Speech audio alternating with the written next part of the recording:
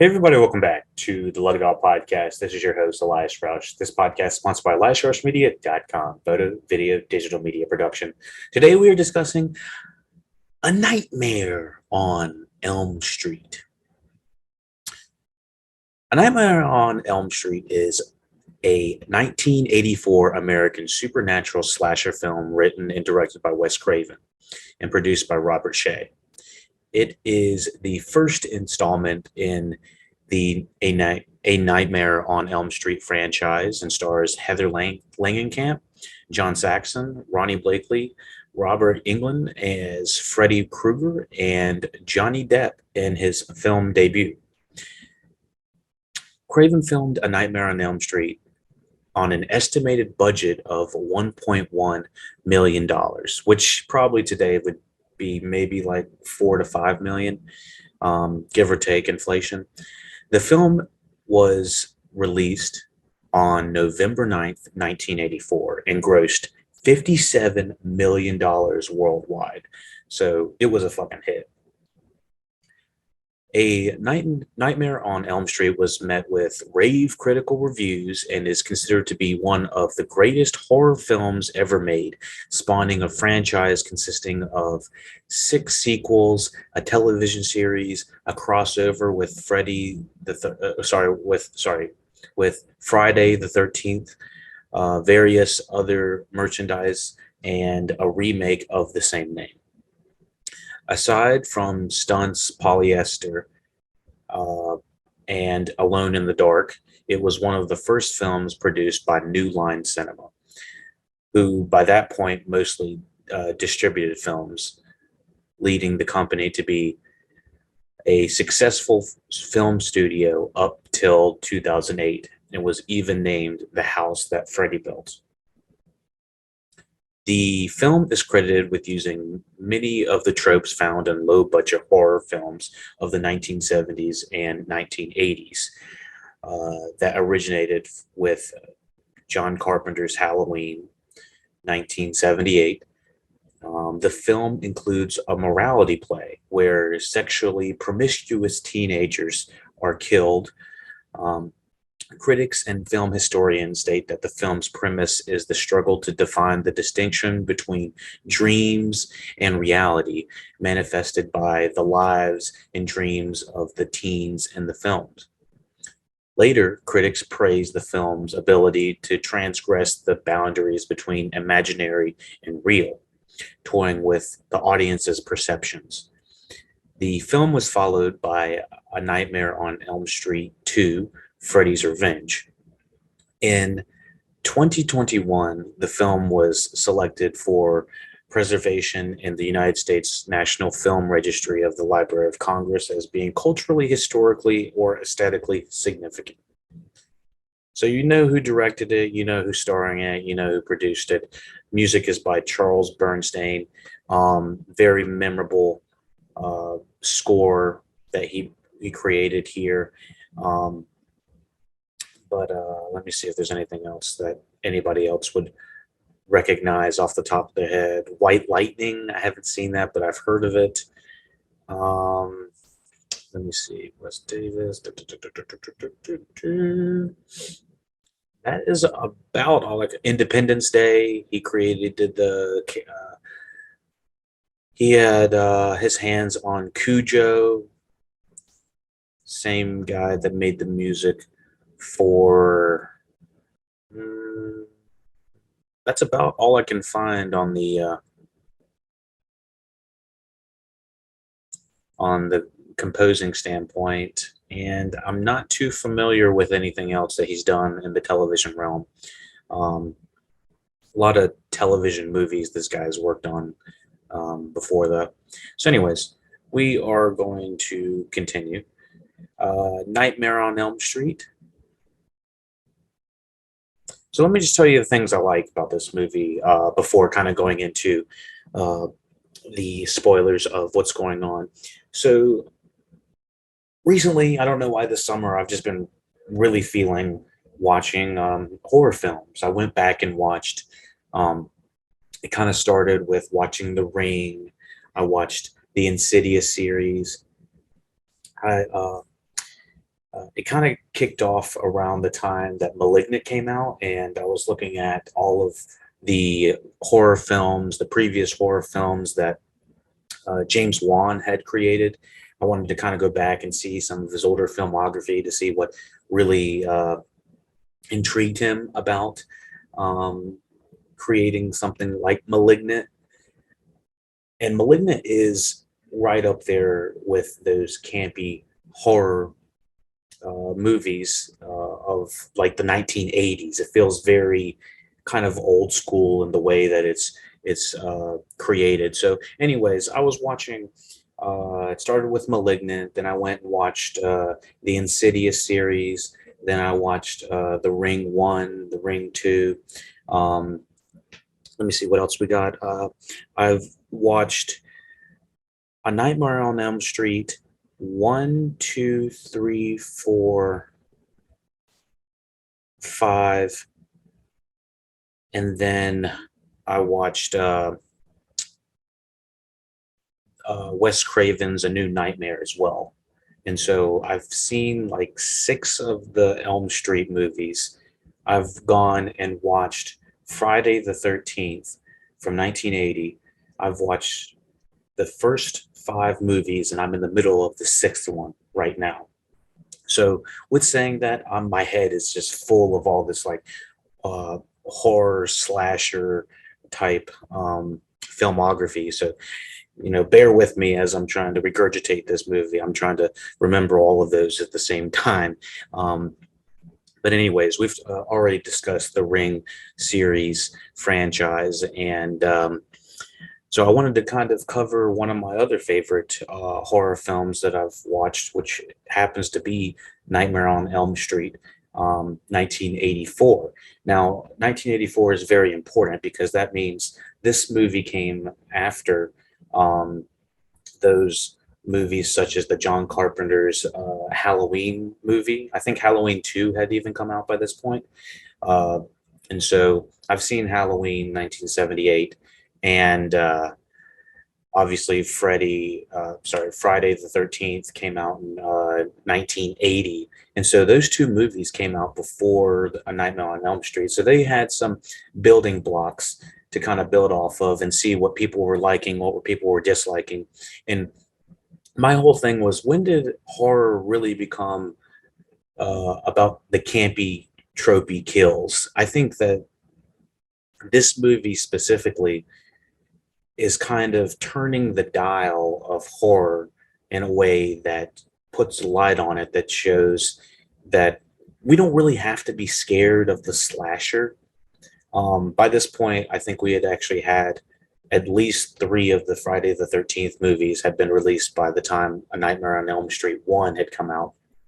So people kind of had an idea about the previous slasher tropes, storylines, killing horny teenagers and stuff like that. That was really ingrained in the cultural zeitgeist of American slashers.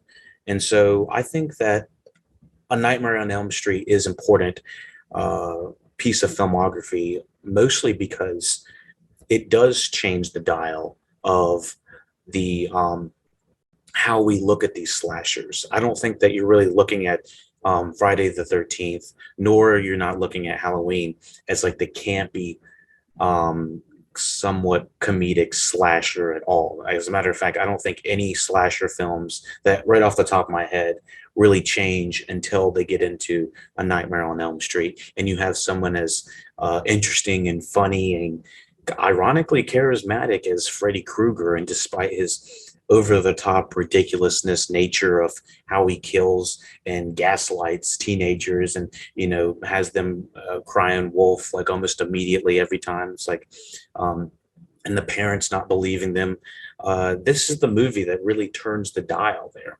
And so, like, reasons that I really like this first one is obviously the originality of the movie. I think the practical effects, the acting is kind of like uh, it's some of it's really good, some of it's not as great. And ironically, someone like Johnny Depp being in this, you would think that he would be one of the biggest on-screen presence uh, actors that were shown on the film, but actually he's way more toned down in this film. What I had heard was Wes Craven's daughter apparently saw Johnny Depp's face, and he was in a band or something like that, and they basically left it up to Wes Craven's daughter and said, which one do you like? And apparently Wes Craven's daughter was like, Johnny's hot.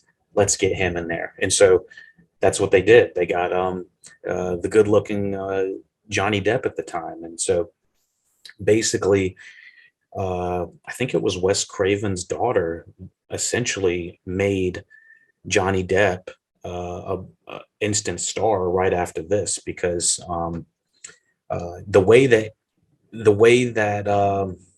I won't give away what happens to Johnny Depp, but it is a very memorable scene that he is in this movie. And so, like I said, the casting's really good. The acting is good, but not great, but it works for the film. The direction of this feels very purposeful. After going back and watching something like, what is it called? Friday the 13th. The first two Friday the 13th movies do not feel uh, full as a story, and sometimes feel like a collection of kills or a collection of short scenes that come together to make the film. And it doesn't really feel like it is a cohesive message.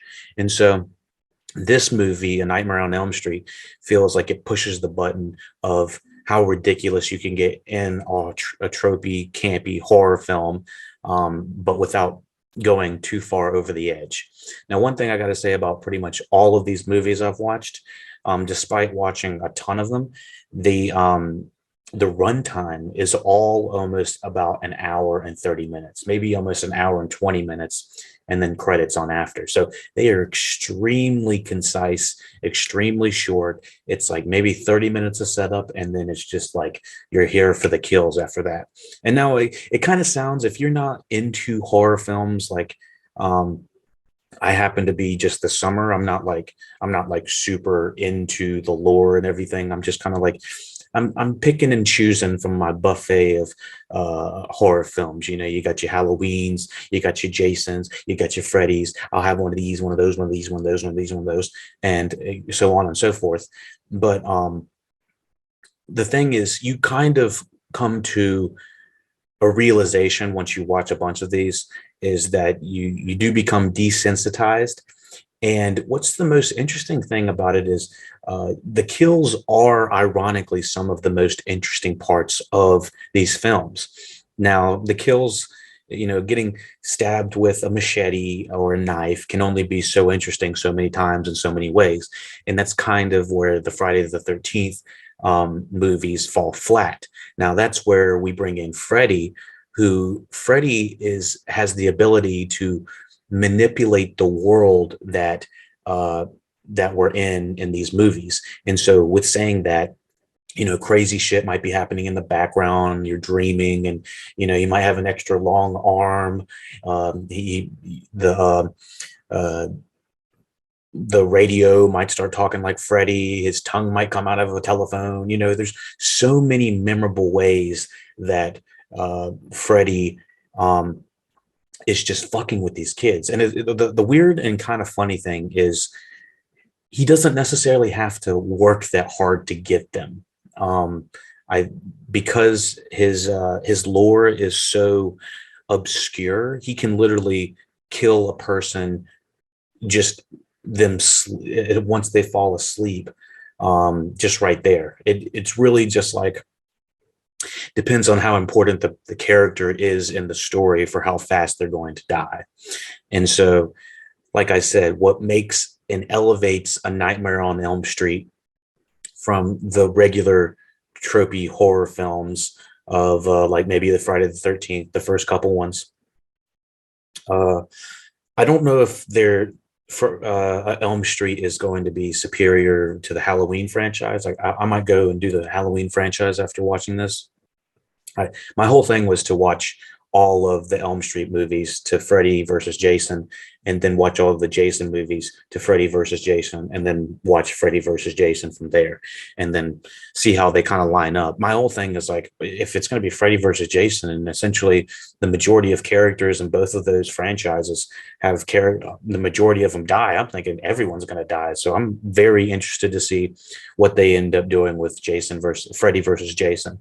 So yes, this is full of the this movie is full of tropes, horror tropes that you've seen in every other slasher film. But the thing is, they elevate it with the practical stop motion effects that I think pretty much work. I mean, this is the one of the pinnacles of using the before computers were used for, CGI blood or CGI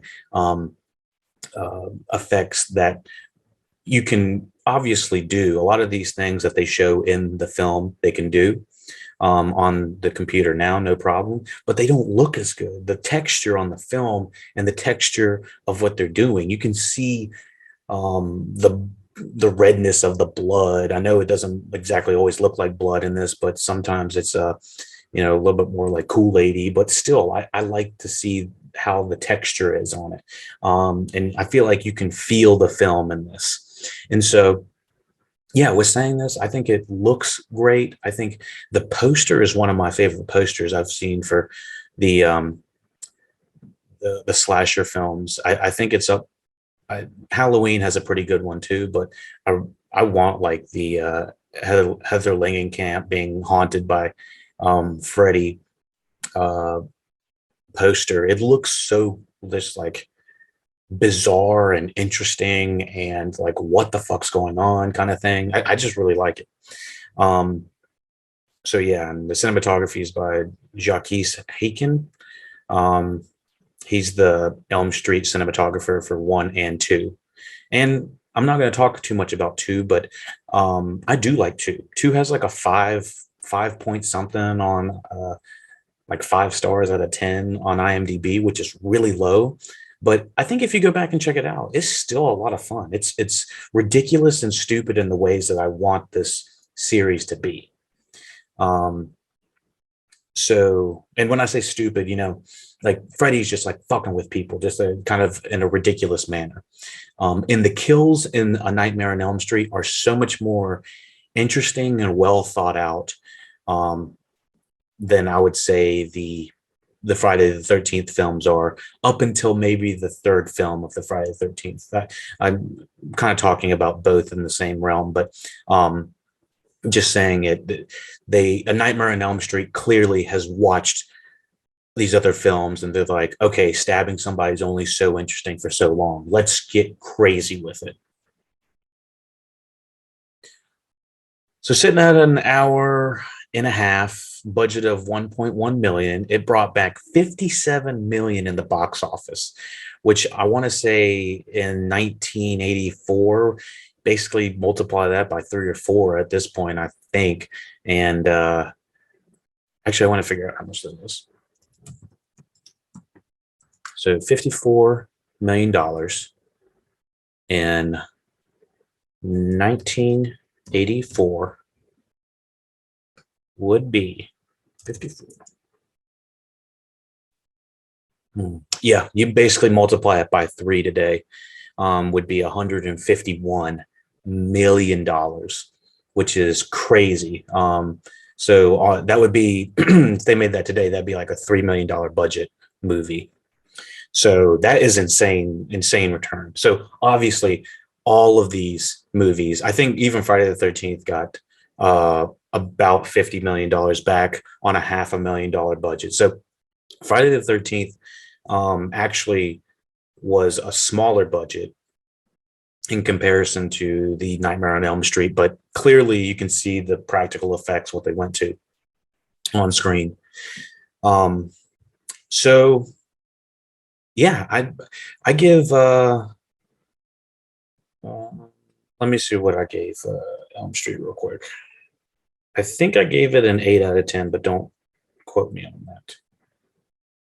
Give me 2 seconds. I give it a 7 out of 10. Okay. Here's the synopsis for it. Teenager Nancy Thompson must uncover the dark truth concealed by her parents after she and her friends become targets of the spirit of a serial killer with a bladed glove in their dreams, in which, if they die, it kills them in real life. Um, which is fascinating as a concept, but also horrifying as well. Let's hop into the plot for A Nightmare on Elm Street. And again, if you're watching this on YouTube, SoundCloud, or any other platform except Patreon at this moment, you're going to get a condensed version of the review and the podcast. If you would like the full review and podcast, please go to patreon.com/LuckyDog podcast. You can also find the links in the description. You can also support us any way possible in the description. Follow, thumbs up, subscribe. You know what to do to support. LuckyDogPodcast.com has the entire library accessible, and the links for the full reviews on there as well, for the Patreons.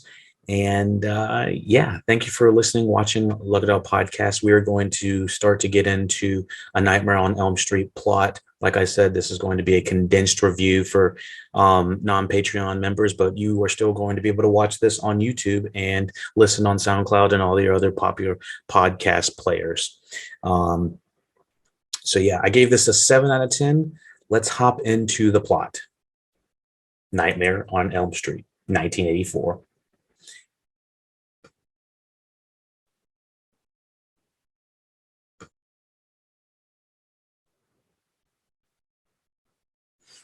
I also got to say before the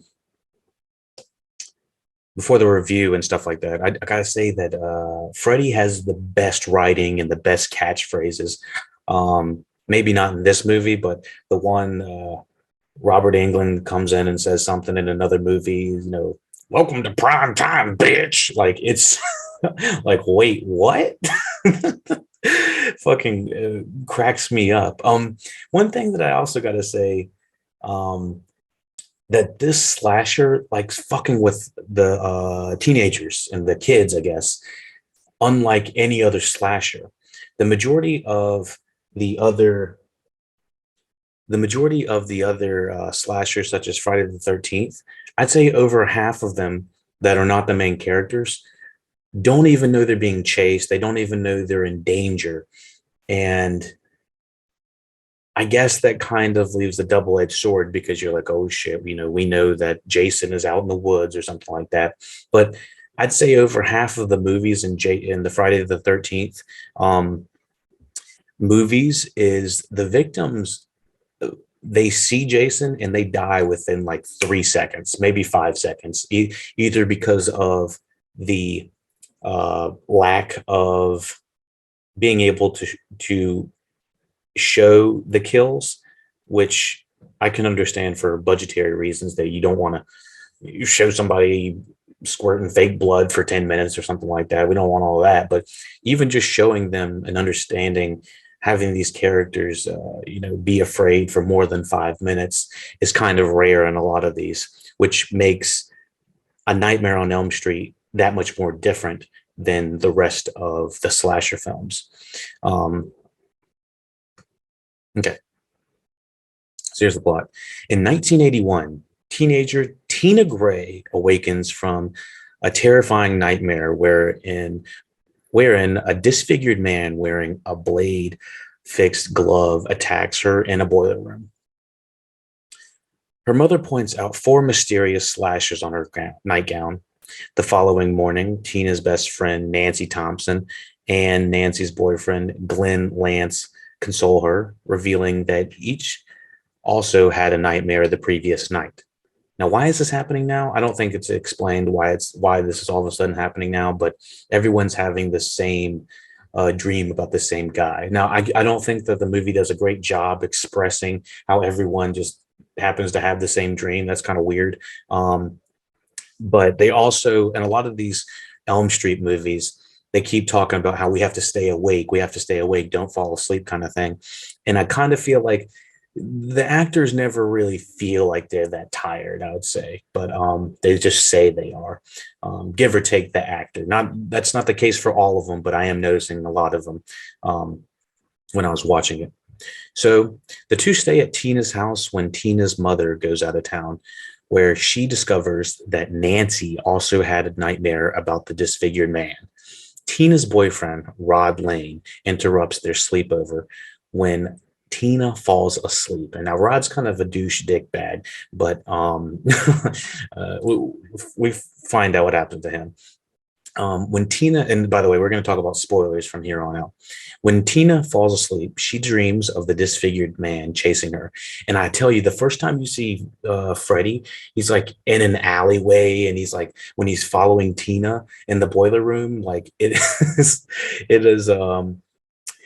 It's funny because he's like kind of like fucking with her in this the dream world the whole time, and then you see like, well, the weird thing that he's doing is has like an extra long arm, like you kind of remind me like Cat in the Hat or something like that, when he's able to do all these weird different contortions and stuff like that. It's just ridiculous and funny and stupid all at the same time.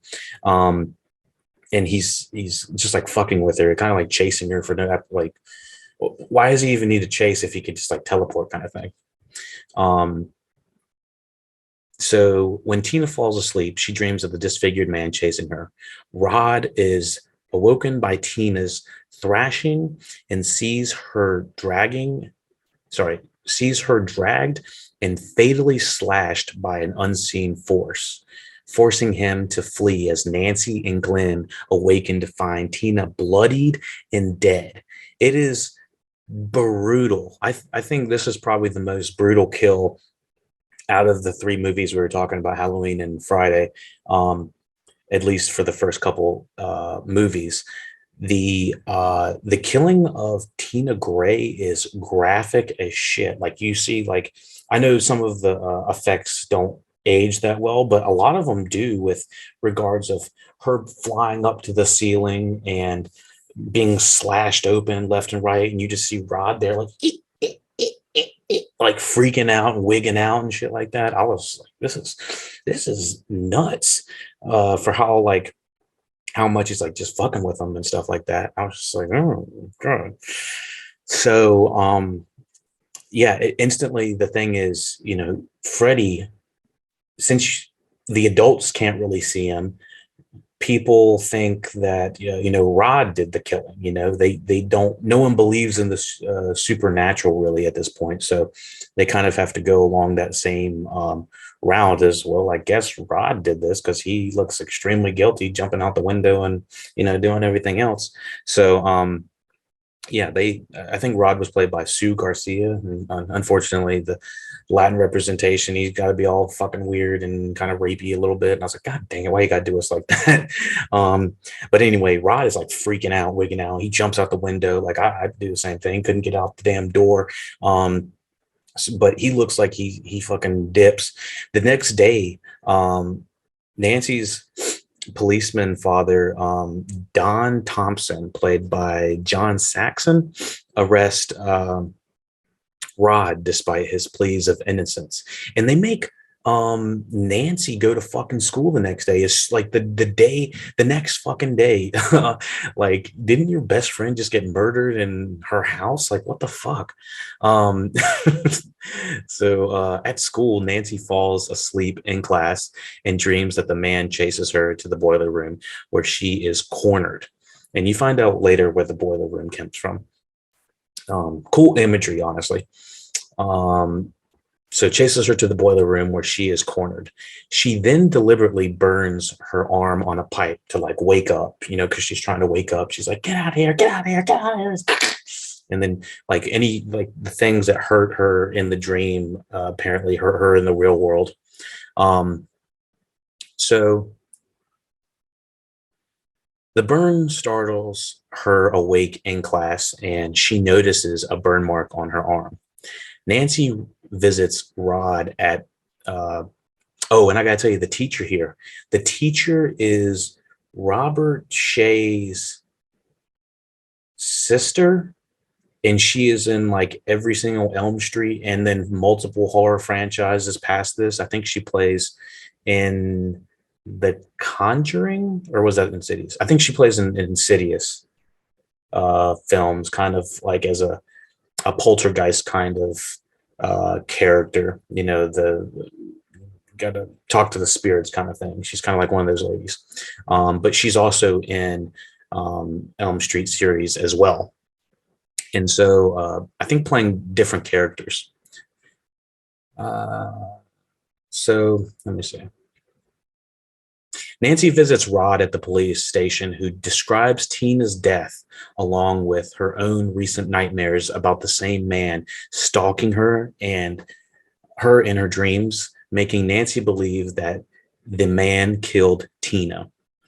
At home, Nancy falls asleep in the bathtub and is nearly drowned by the man. Okay, so talk about iconography of the majority of the first couple slashers that we've talked about, Halloween and Friday 13th.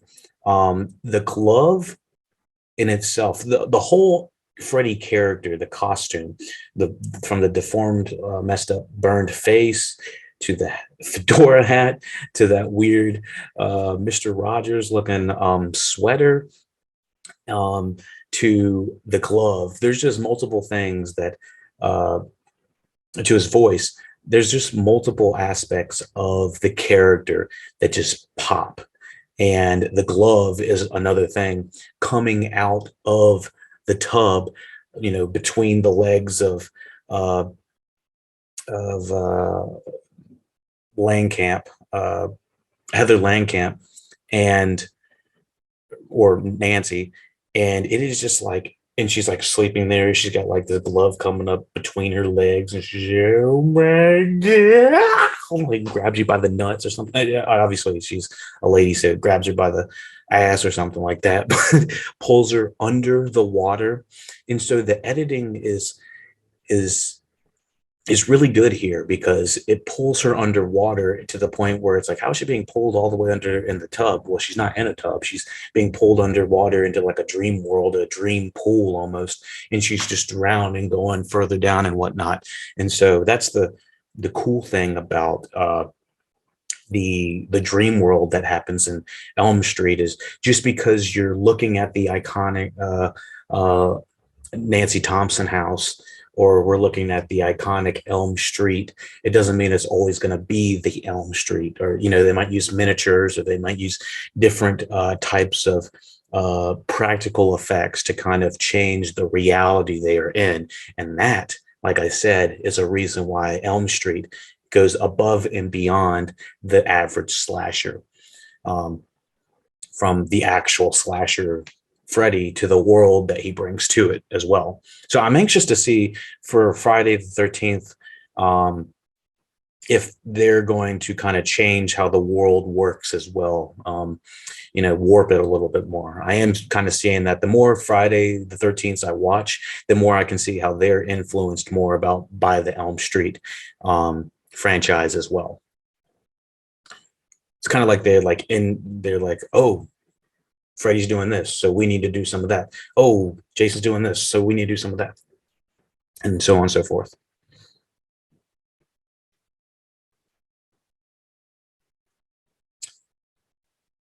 Okay, so so Nancy visits Rod at the police station. So at home, yada yada yada. At home, Nancy falls asleep in the bathtub and is nearly drowned by the man, Freddy.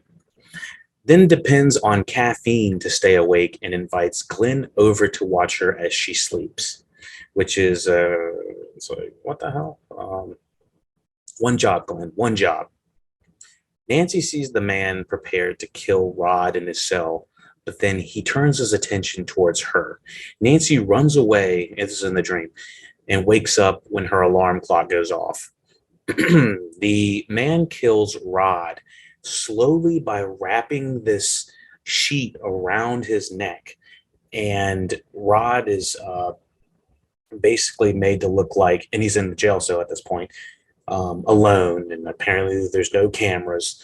But, you know, he's pulled and he's hung on his bed sheets, making it look like a suicide. He couldn't handle himself because he killed his girlfriend, so that kind of thing. Um, but it was actually Freddy. So yeah, Freddy kills Rod by wrapping bed sheets around his neck, staging it as a suicide through hanging. At Rod's funeral, Nancy's parents become worried when she describes her dreams. Her mother, Marge, um, takes her to a sleep disorders clinic where, in a dream, Nancy grabs the man's fedora with the name Freddy Krueger written in it and pulls it out into the real world. Which this is really cool how she's the things that are happening in the dream, obviously the pain that she's feeling in the dreams are happening in real world. But now she's able to like take things from the dream world, waking up with the fedora hat. She's like, look at it, look at it. And wouldn't you want your mom to tell you if y'all went they did something crazy to this guy named Freddy and now you're being haunted by him kind of thing? So after barricading the house, Marge explains that Krueger was an insane child murderer who killed 20 children but was released on a technicality and then burned alive by the victims of the parents living on their street, seeking vigilante justice. Um, yeah, I could probably see that back in the 50s and all that happening, That doesn't sound crazy for the 1950s. It almost doesn't sound crazy now. I swear, just like people these days. But yeah, wouldn't that have been nice to know, like, in the first act, Marge? Thanks, Marge. But from that, she just starts like drinking heavily, just sedating herself. Marge, the mom, and she's just like, fuck this. And the dad is just, he's just not feeling it. Um, so Nancy realizes that Krueger, now a vengeful ghost, is killing her and her friends out of revenge and to satiate his psychopathic needs. Nancy tries to call. Oh, and by the way, Freddy was killed or burned or whatever by the parents in the boiler room. So that's why we're always saying a boiler room. Um, Nancy tries to call Glenn to warn him, but his father prevents her from speaking to him. Glenn, this is Johnny Depp. This is the iconic death, another iconic death. Glenn falls asleep and is killed by Krueger.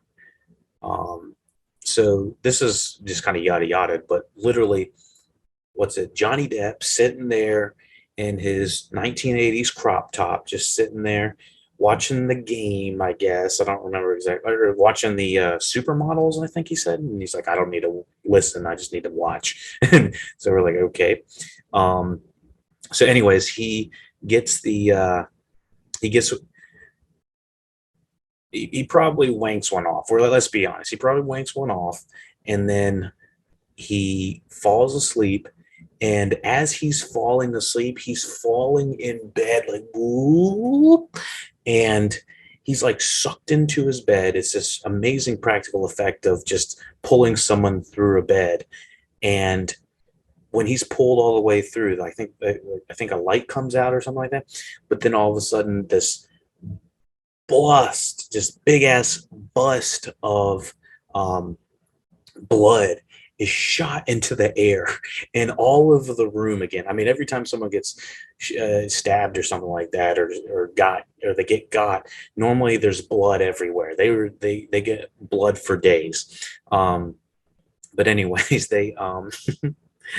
uh, they it looks like they blended Johnny Depp in a blender and then chucked them all over the room. It is fucking crazy. I mean, there's no like organs and bones and all that. It's just literally just like buckets of blood going straight to the ceiling, and it's like, oh my god. Everyone's freaking the fuck out, and the cops see it. There's people like heaving. They're like, like yakking everywhere. Like it is one of the most memorable scenes in a horror film that I've watched in the past I don't know, like 3 months. Out of all the movies I've watched, The Ring, The Insidious, the all these horror films, Friday the 13th, all of them. This was one of the most, one of the goriest, but also most like ridiculous deaths that I've ever seen. Um, yeah, Nancy tries to warn Glenn, and she's like banging. She gets like nailed. She gets like Harry Potter barricaded in her room with these like bars so that she can't escape. It's like really dangerous. And so you see her like banging on the door, like help, help, help. She's like trying to warn Glenn, and then she sees Glenn basically get got. Um, and she can't leave her house, and now she's stuck in the house. So now alone, Nancy puts Marge to sleep. Her mother is just taking a bunch of pills and drinking, and asks Don, who is across the street, to investigate Glenn's death, to break into the house and to break into the house in 20 minutes.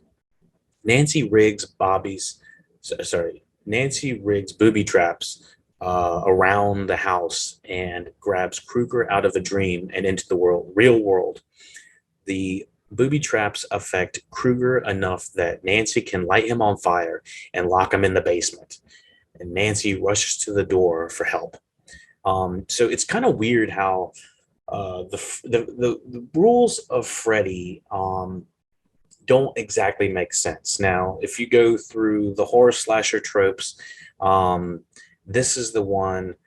Freddy is the one that, he has one of the most interesting lures. He has one of the most interesting worlds that he brings, the iconography. But I'd say the rule breaking of understanding how Freddy always somehow comes back for the next movie is probably the number one rule breaker, I'd say, in the series franchises. Like sometimes it just feels like they take out Freddy and then he comes back with, because lightning struck his you know his hat or something like that. Now he's back. That's not what happens, but I'm just saying that almost every time they try to take out Freddy, or they might do it successfully, he comes back for some random reason. And I'm not always sure if the reasons really make sense, even though we're talking about magic at this point. Um, so yeah, she can set him on fire and then rush to the door for help. The police arrive to find that Kruger has escaped from the basement. Like you can't really like pin him down somewhere. It's like you almost got to fight fire with fire somehow. So you throw fire on him, I guess. Nancy and Don go upstairs to find a burning Kruger smothering Marge in her bedroom, and it is intense. It's like, oh shit! It's like he got in Marge's room, and he's basically killing the mother at this point. You're like, oh no, fuck! And this is trying to think. I think this is the first movie of the slashers we've talked about that really focus on like the parents as well. So after Dawn extinguishes the fire, Kruger and Marge vanish into the bed. I mean, literally, they become compressed into one as some sort of like skeleton thing, and then it's just like, and then it's just like lowered into the bed with this fog coming out and stuff like that. The practical effects are amazing in this, but it's like, what the fuck just happened? I was like, I can't believe he just did that. Um, and so. Uh, yeah, so Don leaves. Kruger rises from the bed behind Nancy. Realizing that Kruger is powered by his victim's fear, she calmly turns her back to him.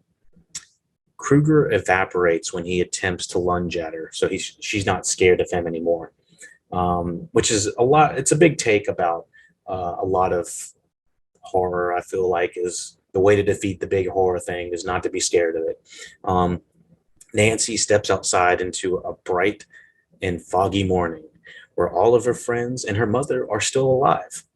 Nancy gets into Glenn's convertible to go to school when the top suddenly comes down, locks them in as the car drives uncontrollably down the street. Three girls in white dresses playing jump rope are heard chanting Kruger's nursery rhyme. 1, 2, Freddy's coming for you.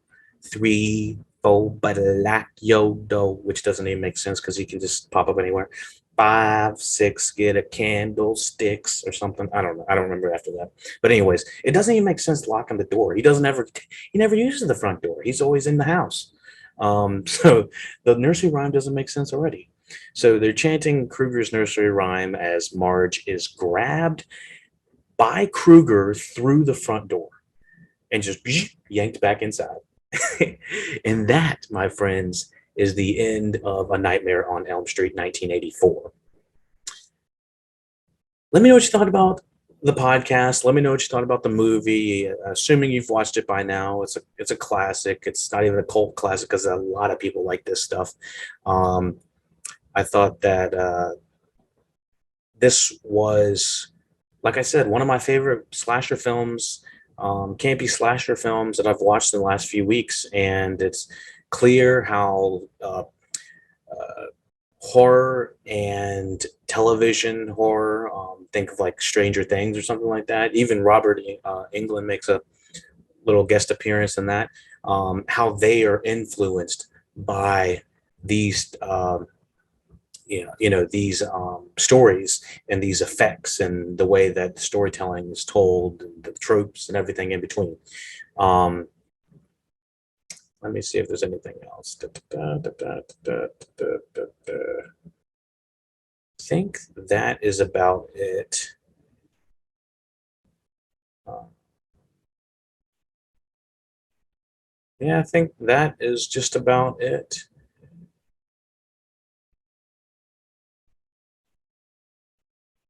David B. Miller designed Kruger's disfigured face based on photographs of burn victims obtained from the UCLA Medical Center. Discuss a little bit of the development of here. A Nightmare on Elm Street contains many biographical elements from the director Wes Craven's childhood. Hmm. I think the movies he was famous for before this were um, The Last House on the Left.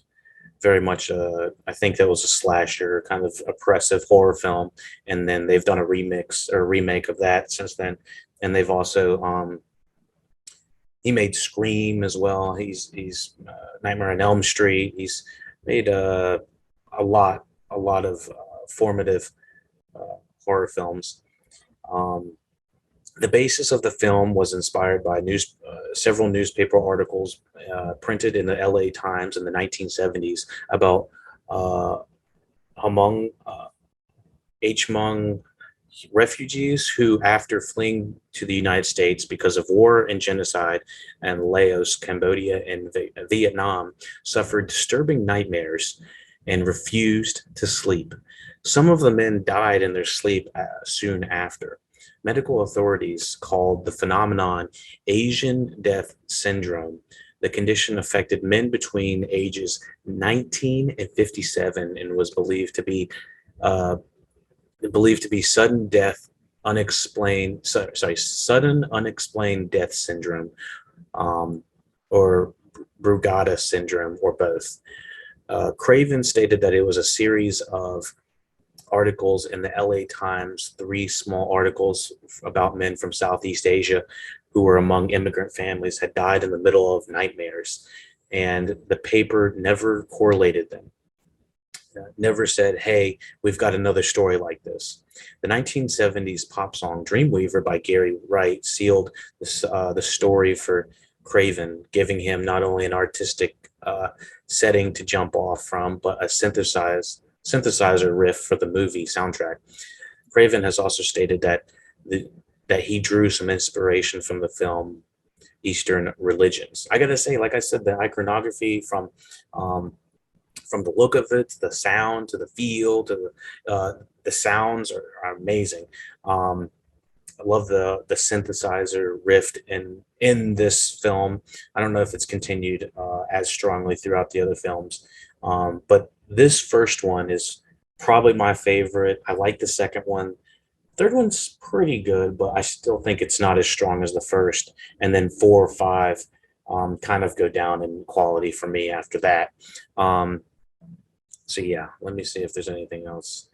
Um, the film's villain, Freddy Krueger, is drawn from Craven's early life. One night, a young Craven saw an elderly man walking on the side path outside the window of his home. The man stopped to glance at a startled Craven and walked off. This served as the inspiration for Krueger.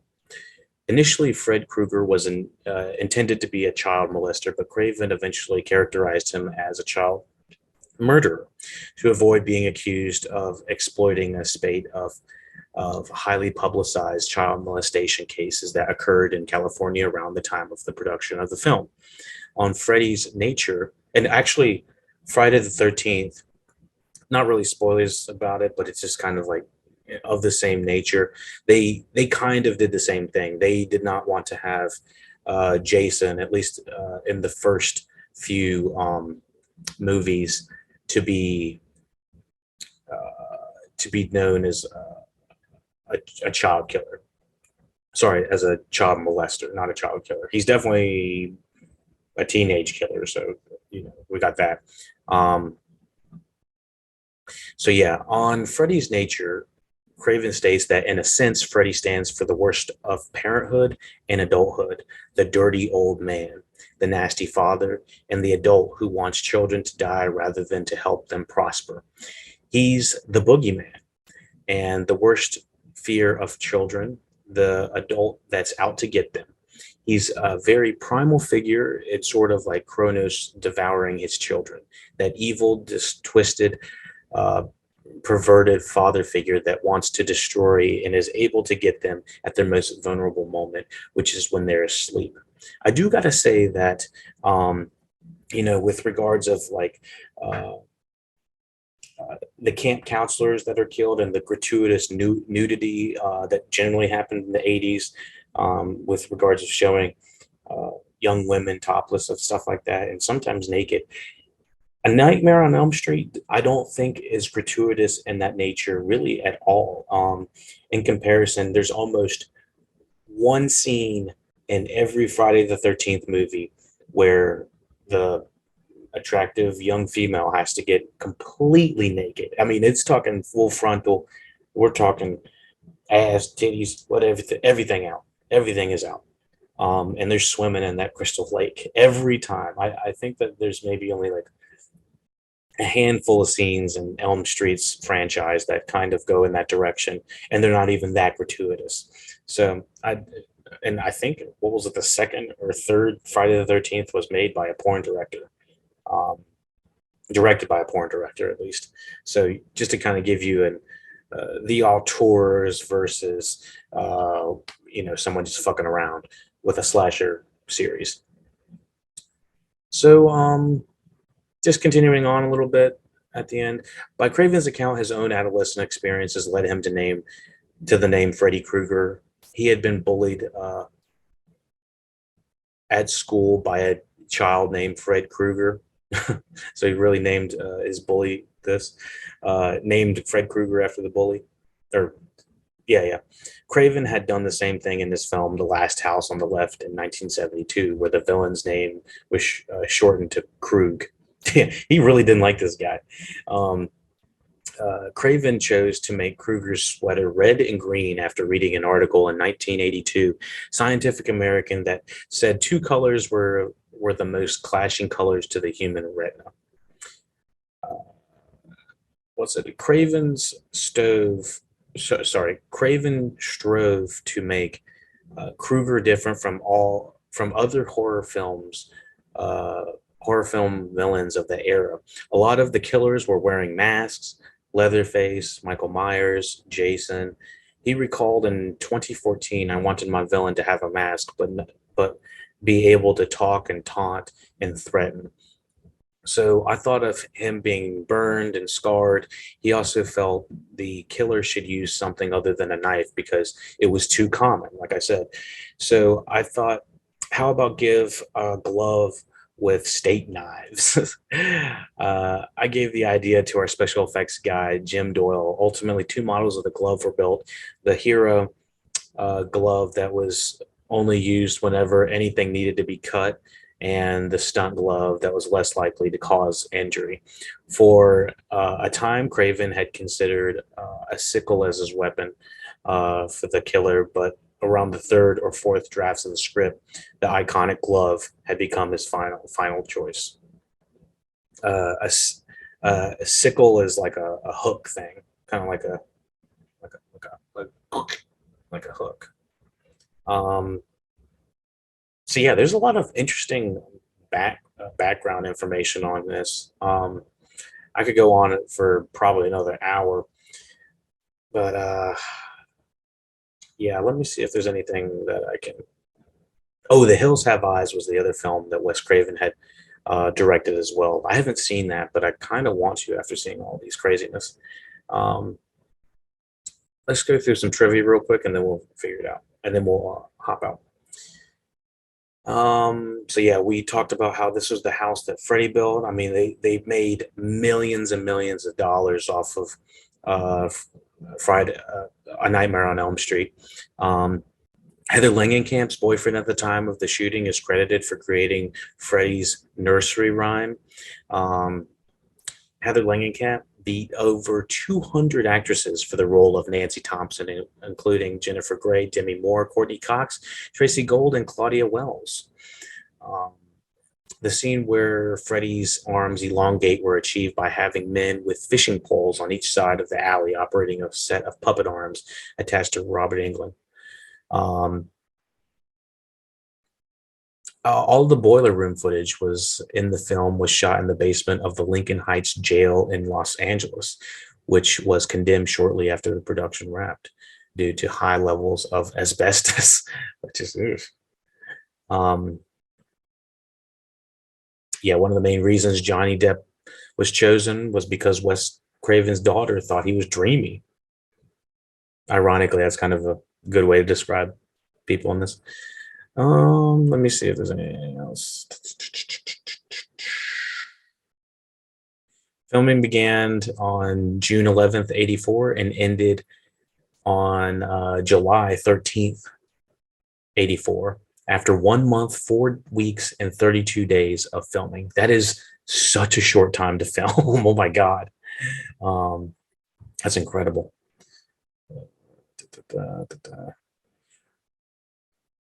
Wes Craven's original concept for Freddy Krueger was considerably more gruesome, with teeth showing through the flesh over the jaw, pus running through from the sores, and a part of the skull showing through the head. Makeup artist David B. Miller argued that an actor couldn't convincingly made up that way, and a puppet would be hard to film and wouldn't blend with live actors. So the ideas were eventually abandoned. It's amazing how much a movie is crafted by the what you can do and what you can't do, and what looks good and what doesn't look good.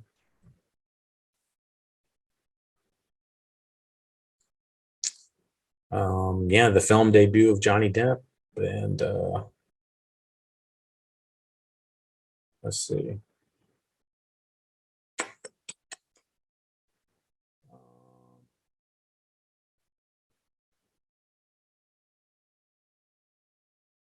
Robert Englund was not the first choice for the role of Fred Krueger. Craven had initially wanted a stuntman to play the part, but upon testing several stuntmen, he realized he needed an actor. Yeah, it's interesting because I've heard that multiple people have tried to play Freddy, and they always go back to Robert Englund.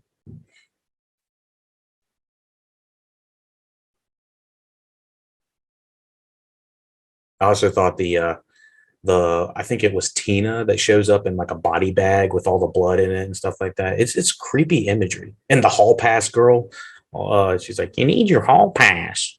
Shut your ass up." Goodness. So I think that is about it.